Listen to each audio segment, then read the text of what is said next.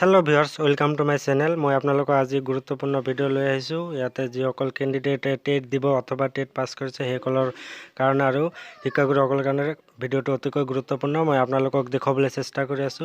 ইয়াৰ আগতে এটা সৰু ৰিকুৱেষ্ট, যদি মোৰ ভিডিওটো প্ৰথমবাৰ চাই আছে প্লিজ চেনেলটো সাবস্ক্ৰাইব কৰি ভিডিওটো এটা লাইক কৰি দিব। Thank you. মুখ্যমন্ত্ৰীৰ মন্তব্য মই আপোনালোকক দেখাবলৈ বিচাৰি আছো। আপোনালোকে ভিডিওটো সম্পূৰ্ণকৈ চাই থাকক। মই আপোনালোকক দেখাবলৈ চেষ্টা কৰি আছো। ফোন কৰিছে যে অহা 2 বছৰলৈ অসম টেট ৰাজ্য চৰকাৰ অনুষ্ঠিত কৰা টেট পৰীক্ষা অনুষ্ঠিত কৰা নাযাব।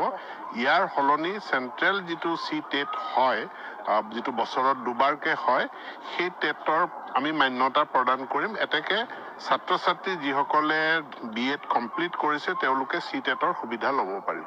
আমাৰ বিদ্যালয়সমূহৰ যিসমূহ সমস্যা আছে, বিশেষকৈ এলপি এমই যিবিলাক স্কুল আছে, সেই স্কুলবিলাকৰ সমস্যাসমূহ আমি সমগ্ৰ শিক্ষাৰ অধীনত আমি পৰ্যায়ক্ৰমে সমাধান কৰি গৈ আছো। আৰু যিখিনি আমাৰ মাধ্যমিক বিদ্যালয় আছে, মাধ্যমিক বিদ্যালয়ৰ ক্ষেত্ৰত আন্তঃগাঁথনি উন্নয়নৰ কাৰণে এক বৃহৎ প্ৰকল্প ইতিমধ্যে মাননীয় মুখ্যমন্ত্ৰীয়ে ঘোষণা কৰিছে। আজি মই দলীয় কাৰ্যসূচীত মানিকপুৰলৈ আহিছিলোঁ আৰু যিহেতু ওচৰতে বিদ্যালয়খন আছে চৌৰাগুৰি এমই স্কুল, এই স্কুলখনো মই পৰিদৰ্শন কৰিলোঁ।